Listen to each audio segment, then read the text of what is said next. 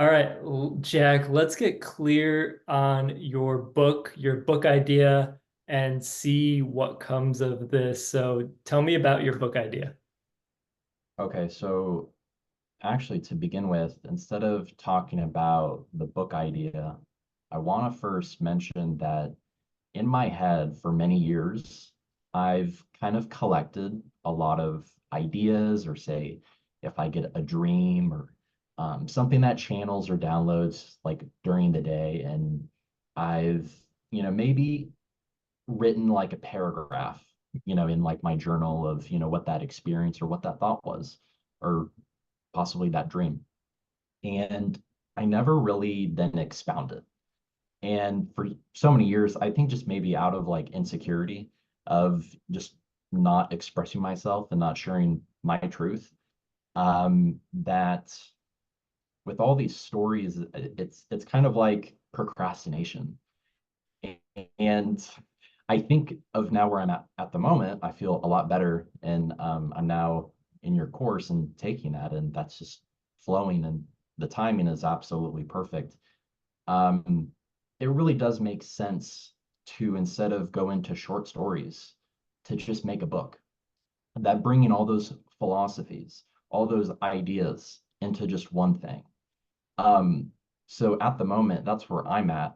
And there's really like no like, okay, I'm gonna store this philosophy with the next book and then the next book after that. And then why not just do and perform everything that I know all at once and use everything that I have, but really more so that I can be present, right? Instead of the futurizing.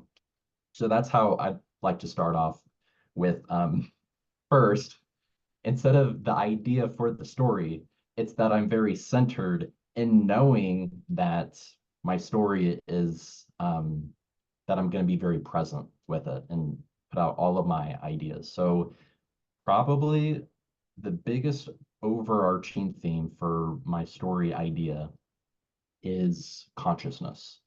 And in our world today, there's so many people that believe in different things, they know different things, and I believe that I said that I believe.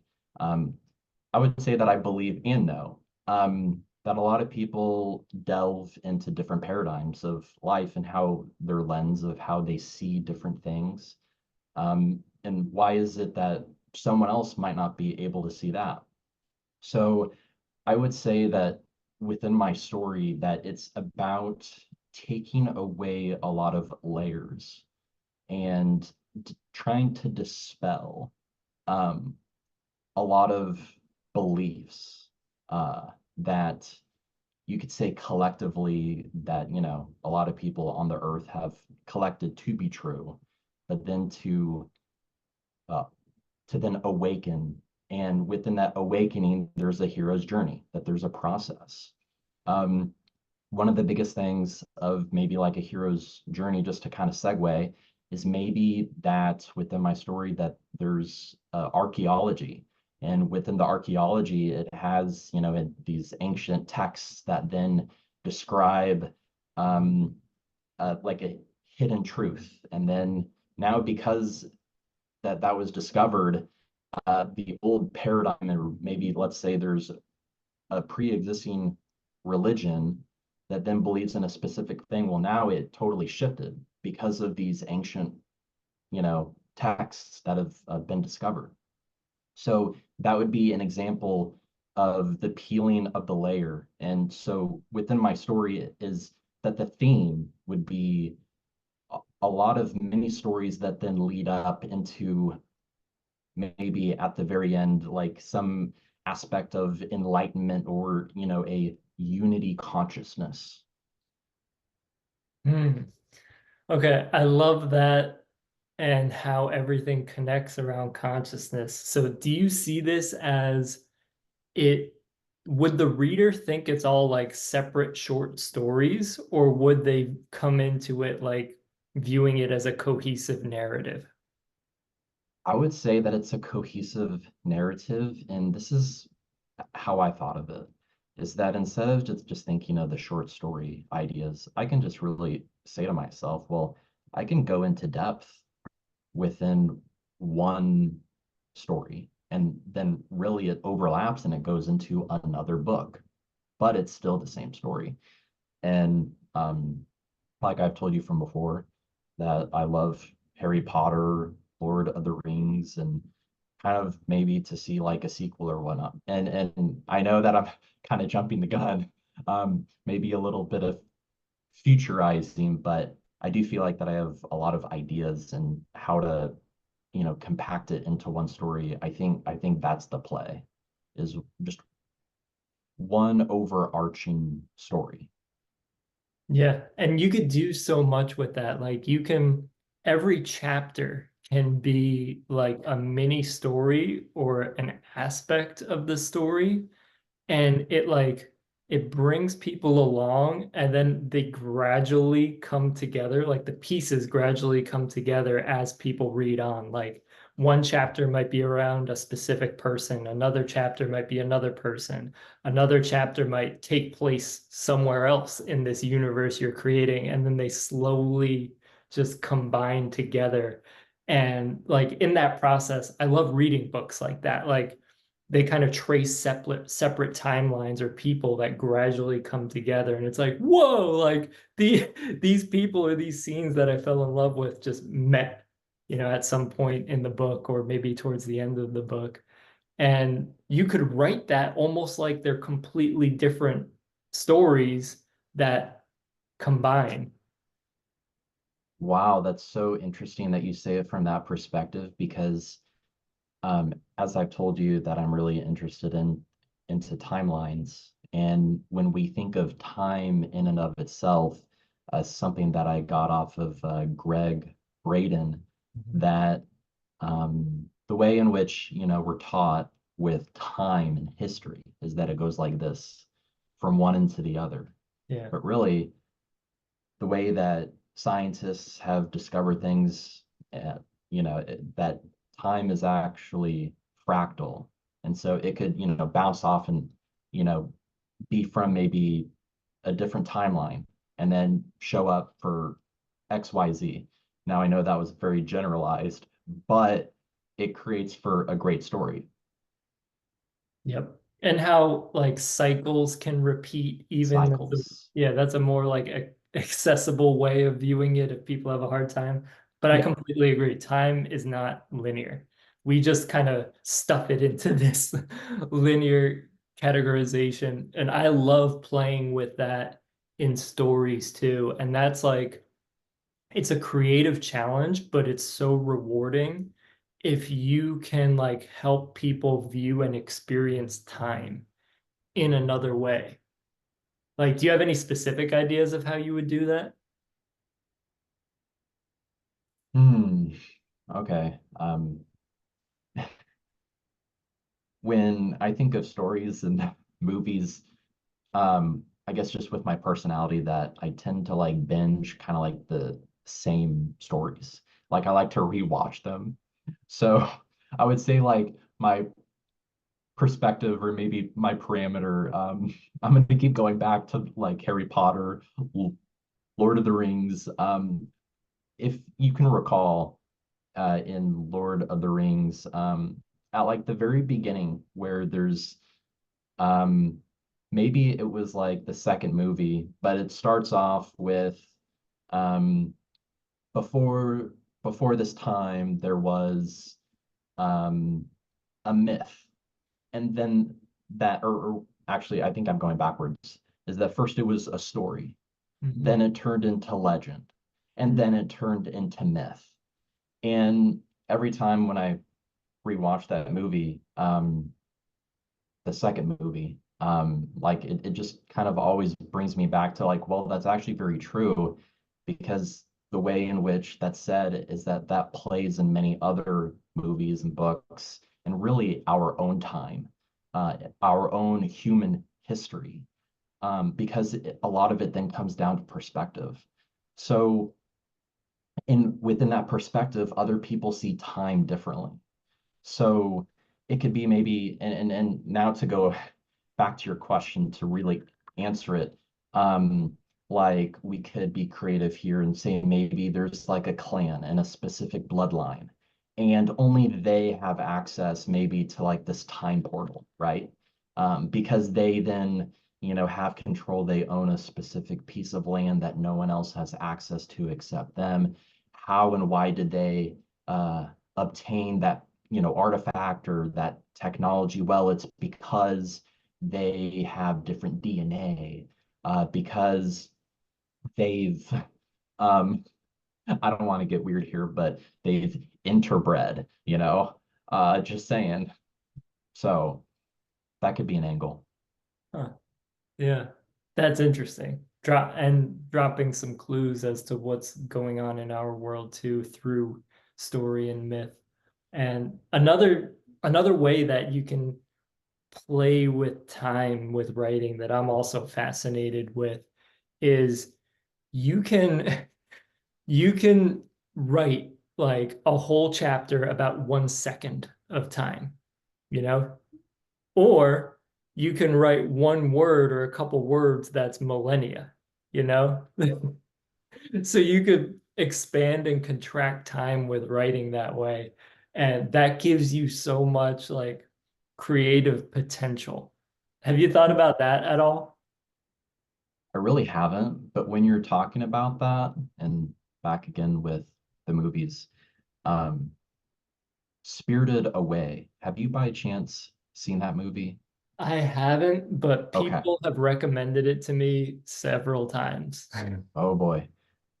Okay, I would say a main theme with that movie is that it goes on like contracts, like spiritual contracts that you have with other people. But um, with answering, there's this one scene that's like very popular at like kind of nearing the very end of that movie, and it's Chihiro, who's the main character. She's about like 9 years old, and she is going to visit uh, Yubaba, and she's to help with something. But this famous scene is that she then goes on this train, and within that train, it's known as like kind of like the pause, the breath in the movie, because there's no talking and there's just only scenes that then, show the landscape and just the train going. Um, and that's a very famous scene in animation, um, because of that reason. And moments like that are actually very powerful and bring perspective. So, um, and I love that scene. Even though it's just that, it just has a lot of depth. So moments like you just said, I think putting them at the right time can definitely make it to where then the viewer, then they then feel that the book or just the story itself is like they feel that life, they feel that depth. Yeah. And you just reminded me, I want to zoom out and ask you, Mm, how do you view the power of story? Like what's inspiring you to write stories to help people to expand consciousness? Like how do you view the power of story? yeah, that's a very in-depth question, and I could speak so long about that. Um, I would say that within all of our lives, and I know this is very basic, but yeah, like we all have the hero's journey. And um and actually with back to cycles, like how you had mentioned earlier, just a quick little thing that so I'm 30 years old and I'm kind of on the completion of my Saturn return. And like in astrology, I'm not so big into astrology and knowing all the details, but apparently the Saturn return is like a 30-year cycle. And that then once you then reach it, you can then see the perspective back into the past and then go, oh, that happened because of this and that. And so really connecting with you and then really feeling like, this is my time, like and then maybe a little bit of, oh yeah, seeing the astrological side, is that that then gave not the inspiration, but it was a motivator. And I'm big into things that, like, okay, what inspires me, but you also kind of do have to have that motivation. So that's what physically motivated, knowing that, like, knowing this timeline of where I'm at currently, is that I have to share this. And yeah, there's been a lot of pain, a lot of suffering. There's been a lot of joy and a lot of happiness, many great moments, a very large spectrum of just different things. And probably to a totality is that I've come at it from, and by no means am I perfect, because there are times where, like, I'm on cloud nine, but then there can be times where then I then go back the other way. But I do tend to catch myself a lot more than when I did in the past. So that feels good. But um to a totality, I would say that I've learned to have more grace and more compassion. And that's by looking at my own story. And then, in a sense, in a metaphorical way, not, you know, dish out my whole life, um, but some instances, use some of those themes and qualities, whatnot, put them in put them in my own story that I share to other people, so that then they can maybe see through the lens of how I saw a situation. And a very big, and lastly, I'm gonna kind of take the words in quote. This one ufologist, his name is Dr. Stephen Greer, and he's very much, he'll say this a lot. He'll say that, like, we need to stop this eye for an eye so that we can come into a unity consciousness. And I think that that's so important, so that then we can then end cycles, right? And we can then jump leap into, the evolution of, who we, like, truly are, right? So I really feel like that, um, part of my mission, I would say, would be to just be like a bridge to help bridge. And I feel like a lot of other people, like, we're here for part of that reason. Yeah, I feel that. And like you said before, you have a knowing. It's like a knowing that you have to do it. And Yeah. then you're meeting that inspiration, the idea with the motivation to actually like take the physical actions to follow through. And I think fiction can tell like the highest truths.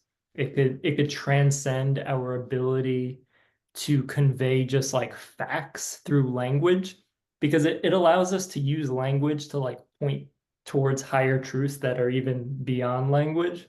And then, like you said about sharing themes and elements of your own story, writing stories, it's like a condensed packet of wisdom because you can take all these different themes, all these different lessons, and put it in one story. And it's like it's this packet. That's how I view it. It's like you're giving a packet of wisdom. And I feel like that's why we as humans love stories so much. We tell ourselves stories, we consume stories in the form of movies, books, mythology. All religions are based on stories. And that's also why people have a hard time keeping their attention on like a 1 minute lecture, but they'll watch a 3 hour movie or they'll read a 1,000 page book. So, like, that really says something about how we operate. Like, we are designed in some way to be like storytellers and story conveyors. So I think about that. I think about that a lot. Can I just kind of jump in here, and I want to mention, like, kind of like one thing from my past, that, and it goes back to stories, is that I think a lot of us go into feedback loops or can. Um, and there was like a really big feedback loop that I had that I think like a lot of people deal with at a certain time or um and that was like a lot of rejection and like failure. But where did that come from? And a lot of things, can be like from society, can be from parents, can be from siblings. And when I like understood that, oh, well, I was kind of coerced to play football because I was athletic and I mean, I really like soccer.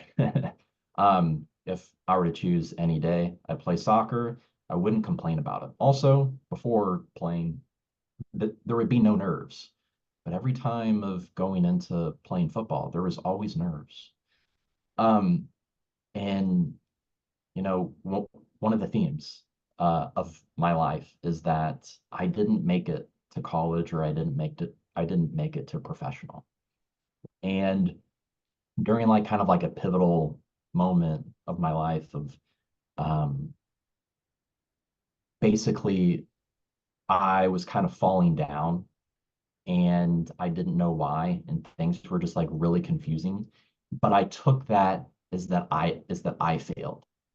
Now, with that Saturn return, being able to look through the past really with X-ray vision, is that those choices, I was kind of coerced.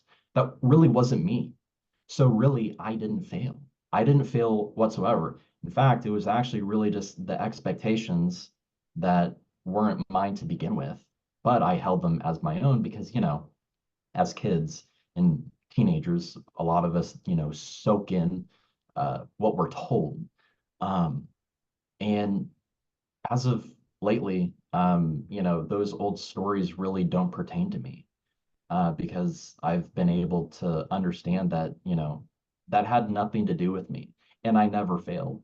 So A plus on that, but really with so many people that they create stories within stories when really it's actually someone else's story and someone else's script. And when you do that, you then de-story and then create a new story. So stories are quite powerful. And as explaining this, I love psychology, um, and that I think, yeah, with fiction, just like you said, is one of the most powerful things. And how do you get to people? You know, um, stories and books, fiction, lots of psychology. Yeah. And you saying how to get to people. So that makes me think of a question. How do you Hmm. want people to feel when they read your story, when they read your book? Wow. Um, to begin with, um, to take that question is that I have to actually like take it into who I am and like the way that I operate and like how I want people to or how in the past and even in the present when I'm saying something or say if there's a motive like what's my intention, and usually my intention doesn't really, and this isn't like 100% of the time, but it depends on the situation, that it's that if I say something and if they don't like it, I'm trying to come from my truth. Um, and and in the past, I was a people pleaser, and we tend to do that. We tend to do that from learned behavior. But if you can de-story that, so back to the de-storing, you can rise above that. So personally, the way that people would react is that I'm not going to say that I don't care. I do care, but I don't want to appease people. Also, at the same time, I can get very political, but also I can get very non-political. And unfortunately, to some regard, is that politics is in all aspects of life, in our food, in entertainment, in sports, in just basically just about everything. Um, but politics, it's a very like two-dimensional thing, is that in politics itself, there's lying, stealing, cheating, underhanded deals. And if I were to explain that to people, um, because people can pick sides, right? Um, I think I would, or there are more than just two sides, right? I think that the way that people would receive my information is that it would kind of be like a growing pains, potentially, is that I do want to lead to water, but also I don't want to be politically correct. And at the end of the day, is that I want to say my truth. Um, because I'm doing this for me. I'm not doing this for anybody else. And I think that's the power, that's the magic that you have, is that you do it for you. And same with a lot of great other artists, is that a theme that you hear a lot is that they do it for themselves. And I'd like to be in alignment with that. Yeah, and it's almost paradoxical how that works. It's like when you do things just because you're so honest with yourself and you need to create it, that's actually what resonates on the deepest levels with other people because of that like raw honesty and that raw like creative potential that's coming out. Hmm. And really, I do think that there would be people that like might just instantly get it, right? But then do think that there could be others that maybe it's not their cup of tea, but also at the same time is that, for books, movies, stories, or just let's just say entertainment in itself, that, there could be someone that rejects seeing it because they think this or that, or maybe they look at the title, maybe they look at the cover page and they say no to it, but then they then hear from a friend and they say, oh no, like you have to keep watching. And then they then get convinced to then go back. Um, so yeah, I would say overall that um, just keep with my truth, and how people would respond is that I'm not really too worried. Yeah, and it'll attract the right people when you do that. It'll be a clear Oh, frequency. So where are you at with the book or the idea of the book? so this actually just channeled through last night about what I said at the very beginning of us talking, is that I basically just dispelled the idea that oh, well, I gotta save this story for at this point and that story for that other idea and that philosophy. And I have between 5 to 10 stories in my head.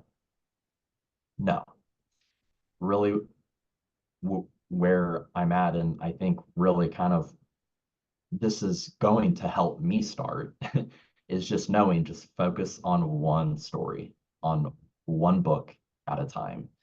Um, And actually, I'll just kind of mention right now is that the story that I want to call it Orange. Um, for some reason, like so just thinking of like, Apple technology, um, thinking like, oh, well, let's make a spin-off of Make It Orange. Mm. Um, and with Apple, there's so many connective things of how Apple technology is good in a sense of how it connects to people, but then also there's the other side of which and the audience probably knows. And so yeah, orange feels right. So for the title of the story, it would be Orange.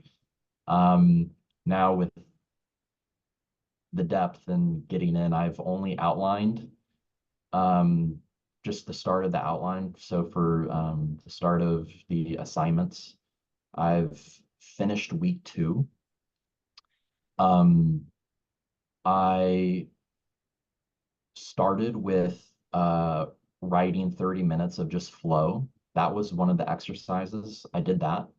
And then after that, after the completion of week 2, it then said to outline even more and then to then create the daily habit of writing. So actually, what I then did after that is I then created my schedule of, okay, this is when I'm going to write. This is when I'm going to journal. This is when I'm going to read. Because also you had mentioned that reading every day would be really good. So I have all of that planned. So really, and I just did the schedule today. So basically, tomorrow I start with that schedule. Cool. I love that. You're really implementing. And I want to explain to people that I recommend outlining for any kind of book, fiction and nonfiction, and I do it in a way that applies to both. So, like in nonfiction, it's more straightforward. It's basically like you just brainstorm every possible topic. Like, let's say you're writing about meditation, write down everything regarding meditation that you would want to put in your book, every topic. And then you write a second list of like 8 to 20 core main topics that would eventually or can become your chapters. And then you can start adding details to it and order it in a sequence. But with fiction, you can do similar things because you might have an idea for a book and then you write down a list of like, here's all these themes I want to include. Here's these scenes or glimpses of scenes that I've received or downloaded. Because that's what happens to me. I'll get glimpses of scenes and I'll write them down. Like, oh, someone peeking behind a bush like that. There Something seems to like be that. So a lot you, of those people. yeah, so you write down like the scenes, the themes, the characters, the plot points, and those can become your outline. And then this is the really cool thing about fiction is that there's so much room to do things your own way. Like some people, they thrive by outlining like every detail. Like they'll do like every scene and even like parts of the scene. They'll outline it before they write it. So it's like a very clear, with each writing session, they know exactly what they're going to write about. But then other people, it's like they'll have like a general flow maybe, or sometimes they don't even know. And they go into their writing session like, let's see what happens. Let's see how it goes. And they'll write their way and surprise themselves and like hit a checkpoint. And then they'll be like, okay, we're good. And then they'll reevaluate as to where the story's going. So there's like very different ways of approaching it. And I like to relay the information that it can support you either way. So how do you feel yourself approaching that? Do you feel like you're gonna outline it in great detail or like keep it more general and just flow intuitively and see what happens?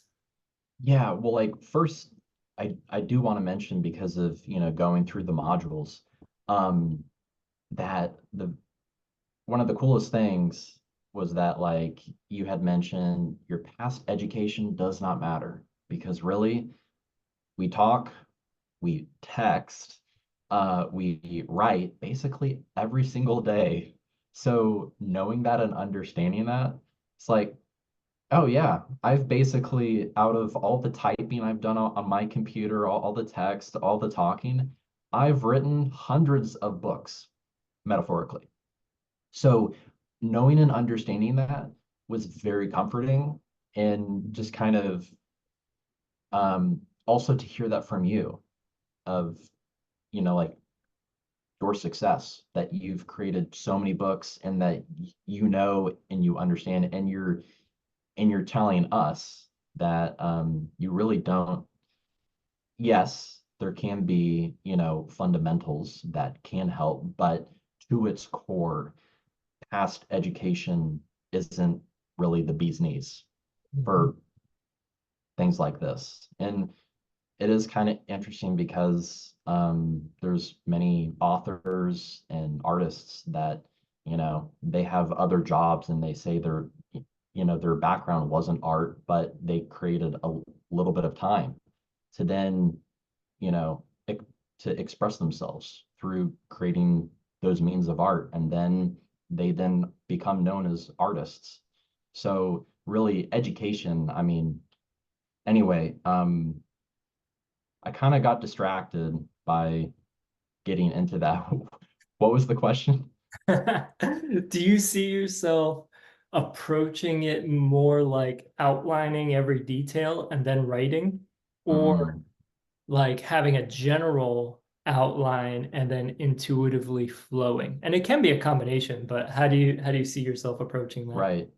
Well, with one of the exercises, when I was just intuitively flowing for 30 minutes, when I reread everything, I was like, in a metaphorical, like abstract way, like this is cool, but it would need refining and it would, need that. Um, However, I was able to get words out, and it's been a couple years since I've been able to do that. So I saw that as a win. Um, and since I will just be honest, I don't really have that much practice yet. Um, that I really don't fully know, but like you said in the modules, that you'll make this a practice and you just go 30 to 60 minutes a day. How I see that is that by then getting into that flow, that then I'll then, and again, just like you said in the modules, that you'll then begin to then see your technique and you'll see how you write things and what your style is. So really, I would say yes, I have all these ideas in my head, but I don't have a particular writing style yet. So I've yet still to kind of nurture that and then see a blossom. So to answer you, so to go back, to answer your question, I kind of don't know. I kind of kind of don't know yet. Yeah, and that's fine, and that's really how it goes. No one really knows. And how I operate is like it's just been trial and error, just doing it every day. And I find myself, it depends on the situation. Like with some things, I'll get all these ideas like beforehand, and I'll outline like I know I have to write about this because the idea came to me. And then other times I won't really have a clear idea of what I'm going to write about, and like specifically fiction, like where the story's going to go. And in those situations, it comes more from just like intuitively writing, and it's like discovering and unfolding the story as I write it. And I just had these like general prompts for my soul, basically. This is how like viewing AI over the last couple years, it's making me think of like we prompt our souls for wisdom and let it flow. So a lot of times I'll prompt my soul like, okay, here's the scene, or here's like one word or one topic, and just go. And a whole chapter will come out and I'll surprise myself that way. That's amazing. And that right there is trust, Yeah. which is, I would say that I'm really coming into that, and I'd like to see that flow and that trust and to see my daily practice with that just blossom. Um, and you mentioned AI, kind of like this like one little like phrase or little thing that like just kind of like ruminates in my head is that I like to say that AI doesn't have the Holy Spirit, Mm. you know, in and I just have to tell you that ever since of signing up for your program, I've been seeing on YouTube ads and Google ads a lot of writing courses. Mm. And just for the sake, because I had seen so many, I was like, okay, not that I'm interested in them, because it's just random people that I don't know, but let's just click it just to just see what the content is. And a lot of it is AI oriented. It's Mm. not even about creativity, which is so interesting because, well, actually, you could say, it's coming from someone trying to make a quick buck, but you understand like nowadays a lot of people are trying to promote using AI to then, like put these like prompts and then like sell it as like an Amazon book. And it's like that's just not the way. And also at the same time, really AI again doesn't have the Holy Spirit, and the Holy Spirit is in everybody, and that uniqueness that everyone can share. They can make a better story, really, you know? Yeah, definitely. How I view it is that we have access to amazing things, like wherever ideas and inspiration and mystical experiences come from, call it the quantum field, call it source, Yes. your higher self, or whatever. We access that as humans with this technology, with this body technology. Yeah. And AI only can access the data sets we feed it. So its whole range of access is limited to digital data sets. While our range of access is we don't even know. Like we don't even understand it. But we tap into the quantum field or whatever to generate ideas and all of that. So it's utterly amazing what we can do and what human creativity can produce. And with the people like talking about AI books, like everyone could do their thing, Yeah. whatever. Yeah. But it's gonna replace like those very cliche, like manufactured books, like those cheesy romance stories and things like that. Anything that's such a cliche, that's what it's gonna replace, and that's what it's gonna do. Imagine buying a cheesy romance book that was made by AI. Because when you then think of then love itself in the way that, a lot of people, hopefully someday you know, we kind of expunge it, but a lot of like love and or what people receive as attention or to get the dopamine is that there's now a lot of those dating websites that have fake girls and fake men. Um, so just to think to quote unquote receive love or to get a high off of a romance novel from a bot, essentially, is that something that isn't human. Um, it there's kind of a paradox. Kind Yeah. of funny, but then yet not funny if someone delves too deep into it. Yeah, because it just mimics and reflects what we do as humans. And that's what, if someone is really like in their ego or really programmed and they've done no inner work, that's how they operate. It's mimicry and copying. They see a celebrity and they mimic and copy the celebrity or things like that. They see something they like, mimic and copy it. It's a very AI based consciousness. And also it can be used as a tool if you see it in its proper place. Like it's definitely not great at like writing. I would never have it write for me. I've experimented with it and it just comes out eh. Like you would have to edit it so much and put so much of your intention.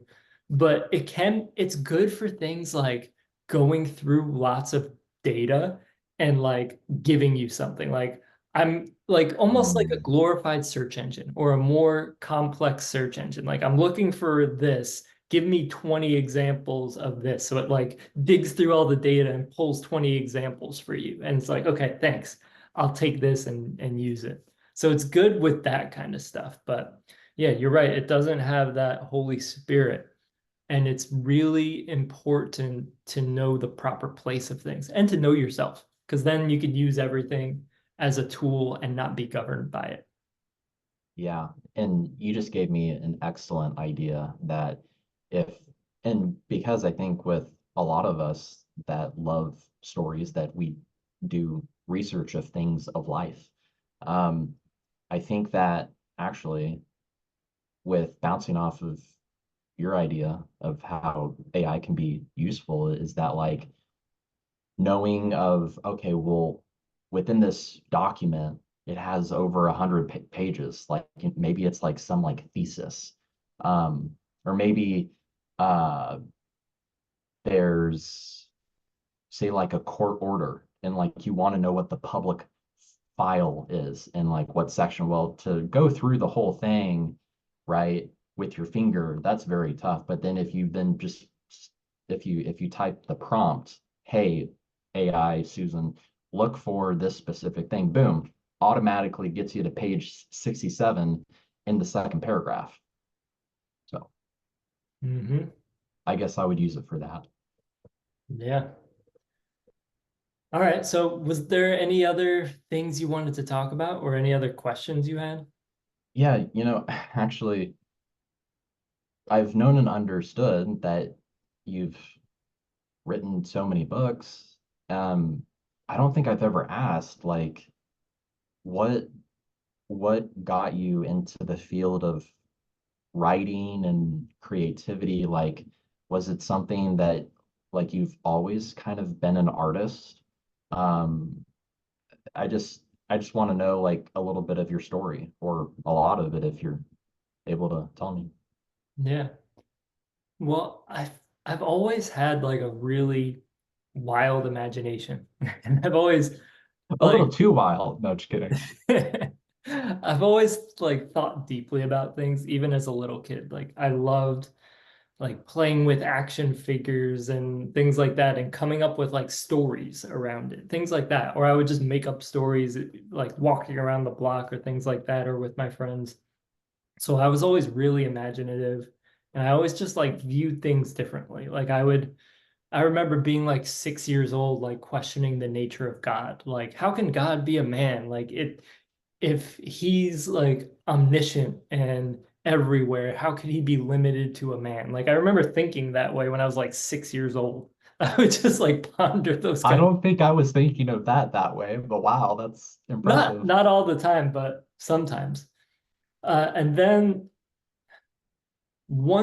a big event that sparked me to start like writing, and this is what got me on like my path of spiritual awakening too, Hmm.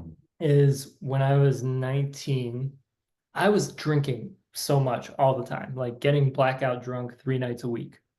And one night I took too many shots. Like it was like at an after party. I went to like this guy's house who had like a little after party after the main party, and he was a bartender, so he had all these bottles of liquor, and we were taking Hmm. shots after I was already so drunk. And I woke up in the hospital. So I almost died. Someone found me like at 5 a.m. Some like a jogger saw me passed out on the hood of a car at like 5 a.m. And I was almost dead. Like my blood alcohol content was 0.31 hours after I stopped drinking. So after I woke up in the hospital, I started reevaluating my whole life. I was like, what am I doing with my life? Like, Hmm. what's the meaning of life? What's my purpose? Is there more to this? How can I be a better person? Like all those kind of things. So I started really seeking that out.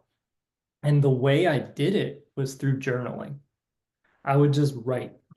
I would like kind of contemplate those questions and just write. I would just start writing whatever came through. And that's how I like connected or reconnected with my soul just by doing that, like reevaluating I my like life and that. journaling. Reconnecting to the soul.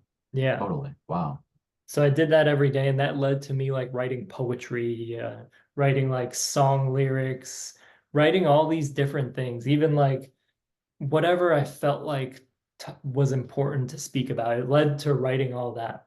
So I did that like the rest of college. I even started blogging in like 2009 when I was still in college. So that led me to all of that stuff, all the writing. And that led me to writing books because I became passionate about like sharing things that would spiritually elevate people and inspire people. So I started a blog related to that, and I got so into it because I'm like, people need these messages. Like it wasn't even a question. It's like I need to express this. Yeah. Like you said, it was something that I needed to do, but I also knew people would benefit from it. So I started blogging, and that turned into just writing books. It was something that I needed to do. I needed to share um, different forms of wisdom. And I wrote books of every kind, like poetry books, nonfiction books, and then I started writing fiction too. So that's how I got on that, journaling, questioning everything in my life at my rock bottom and journaling. That's what sparked it. Amazing. Well, thank you for sharing that with me because I mean, I just have to say like um it's cool to, connect with a friend who also has experience. You're not doing parlor tricks. Um, you know, we just see that plastered in today's world of, ads, that most of it like to come from the perspective of, how much volume can they make within the least amount of effort? And unfortunately, there can be people that come from, the end of that, and then basically they get into the program and then they might have started, but it's like, where's the fuel? And I just really have to say, like, the first thing that just really connected me was the meditation that you first started out with the program. I think it was lesson one, maybe lesson three, but um, talking about how bringing the book to life, you know, that was an incredible perspective to kind of say that and then, to envision that with the meditation because, as people that consume the content, it's like how deep do they then get into your work? And what you then tend to then see what happens is, for a lot of the mainstream work or even some that isn't, is like, people that make fan art, or people that make YouTube channels or blogs just to then talk about your work. But I think a lot of that then comes back to bringing and understanding that your book and that your story is a living being. And so the fact that you address that really at the beginning, I think was actually real like to create like a solid foundation for your program, but then also for then other people, like how do they start? That is, I think, such a great foundational start. And when I then was in the meditation and I'm closing my eyes and then hearing that, I was just blown away, but also I felt like very blessed and very thankful because I was kind of like comparing, like, oh, wow, that other program that I have from before, that other program didn't really get this deep. So a lot of depth, but not to the point to where it's like not understandable. You're making it understandable. And so I'm excited. That's good to hear. And that's like me being authentic with how I approach things. Like part of me wanted to like do things in a very like in the most accessible, like copy paste way, like falling into those patterns and denying more of my woo woo side that I actually use to write my books and I recommend people. So I had to lean into my authenticity. Like, yeah, meditations are important. View your book as a living being and connect with it because that's how you create like such a potent it becomes like its own energy like signature and a living being when you do that. And actually great artists, authors, entrepreneurs of all kinds, they do that. They like feed their baby that way. They're always like That makes sense. visualizing They're it. baby. Yeah. And even if they're not aware that they're doing it, but that's what they're doing. They're building the energy of this being. So I'm glad that you recognize that. And we can end on this point because I wanted to ask you about this. You said that that connects with the an idea from Japanese Shinto, right? Yeah, yeah. So to the audience and to you, and I speak from this only from watching YouTube videos, okay? So not that I've lived in Japan, not that I'm Japanese, or not that I went or not that I grew up in a Shinto religion household. It was a Christian household. Um, but I love Eastern philosophy, and I think it's great when the whole world kind of um, gets to experience it. And um, in tandem to your meditation and how you were explaining that this is a living being with Shintoism, um, there happened to be this one video on YouTube that the person that was describing Shintoism, that they said that when they grew up, that their mother would say, "Okay, Yokohan, um, tuck in Mr. Chair so that Mr. Chair can be next to Mr. Table, and that Mr. This or Mrs. That." So within that culture, and I guess specifically the Japanese culture, not everyone in Japan grew up in a Shinto household, but I think the percentage is maybe over 50%. So when you hear Japanese people or Japanese culture that it's very peaceful, or that, oh, this Japanese person, I met them, they were super nice. I think a lot of it comes down to their culture and specifically Shintoism. And with what the basic principles of Shintoism is that everything has life and to treat everything with respect. Um, and I think, to have that as a passed down philosophy, um, you have to think it's like, was there like a timeline of back then that maybe that there were extraterrestrial beings that then helped build a society in Japan, and they then gave them technology, or they gave the reasoning, but then because of maybe so many, ages, passing by, and then it getting into thousands and thousands of years, translation can kind of get lost, but tradition still gets practiced through kind of osmosis and by of what people practice. So it's very interesting though, because Shintoism, it's a religion that's been practiced for thousands of years, but it mirrors a lot of the same principles of quantum physics and where we're at in today's world with understanding the quantum field and how molecules, and that everything of what's in my room is alive, that painting behind me and those shutters and whatnot, that there's a vibration and there's an energy and that it has life.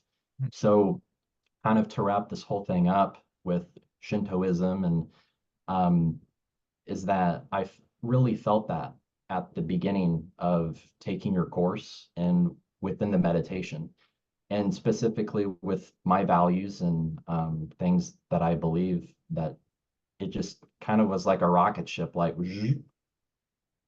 this is the right place that I need to be, because this is exactly what you're explaining. So Awesome.